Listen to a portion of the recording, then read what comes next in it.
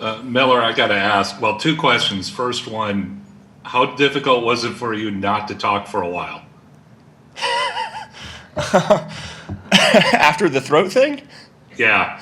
the worst part was not being able to eat because I couldn't eat like solid food for a while.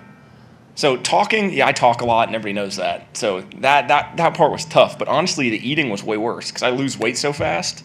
I didn't eat anything solid, and then I started to try and eat stuff too soon, and then I had to go back to not solid food, and it was an entire thing. But that definitely wasn't fun. It was not the highlight of my fall.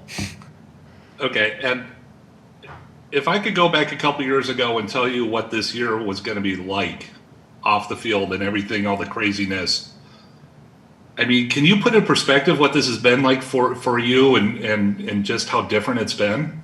Well, I mean, no one's ever seen a year like this. Not coach, definitely not us. I mean, I've been alive for like 22 years, and there's people who have been alive a lot longer than I have and haven't seen anything like this. This has been nothing like a regular. I mean, no spring ball, no class. We're home for all this time. We're doing Zoom meetings, and so I think I kind of applaud our coaches and the university for how well they've handled this because there's so much uncertainty. Whether that be, are we going to play? What were we going to play? What's going on outside of the world? You have this entire social justice movement as well, and an election year. So I think our coaches and staff have handled it really, really well as far as preparing us and giving us the best opportunity to be able to play here in the next couple weeks. Hey Miller, you talked about Carl, but I wanted to ask you about two other guys, kind of depth guys at tight end, Jaleel and Cam Latu. Just wondering what you saw from them last year and how they're looking in fall camp so far. Yeah, I mean, Cam was a guy who last year, I guess, was really his first year playing tight end. And out of high school, he was one of the most like coveted athletes coming out of high school. And so you give him another year in the system to get bigger, faster, stronger, in a new weight room system, which I think has really helped him and everybody from a physical standpoint. But man, he's really developed. And glad to kind of see what he'll do this year and push for playing time here and there. And the same with Jaleel. Two guys who are both great athletes and have put the work in. And so hopefully that'll come to fruition this fall for them and everybody be able to contribute. Okay, we'll go to Brett Hudson with us. Hey Miller, having been through it a year now, how do you kind of classify or describe the role of the tight end in Sarkisian's offense? And do you think that role will change at all with the addition of Carl and some more experience out of all of you now? I mean, that could for sure be the case. I mean, anytime you get more and more depth to a room and the more you can do, the more valuable you are.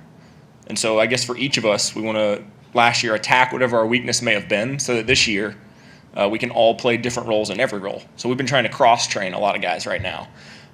If you play H, man, maybe you're going to play a little bit more Y today. If you play Y, you're going to play a little bit more H today because we've got a global pandemic going on, and you never know who's going to be missing one day, who's going to be out the next.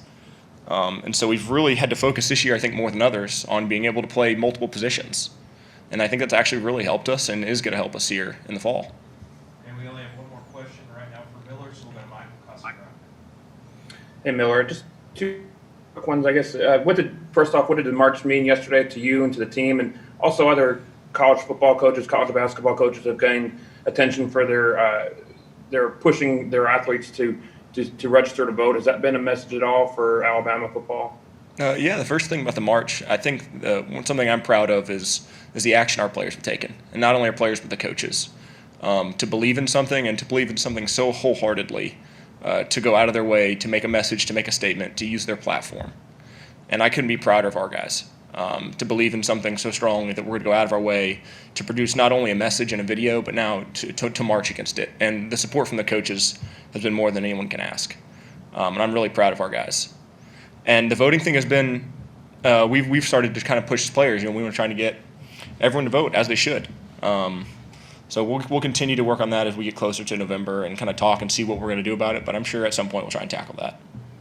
Okay. What way are you doing that? And if you could explain how you guys are doing that within the team. We're not sure. We've talked about it a little here and there, how maybe we're just kind of raise awareness or go from there. But we're by no means sure about what we're going to do. But we've talked about it a little bit.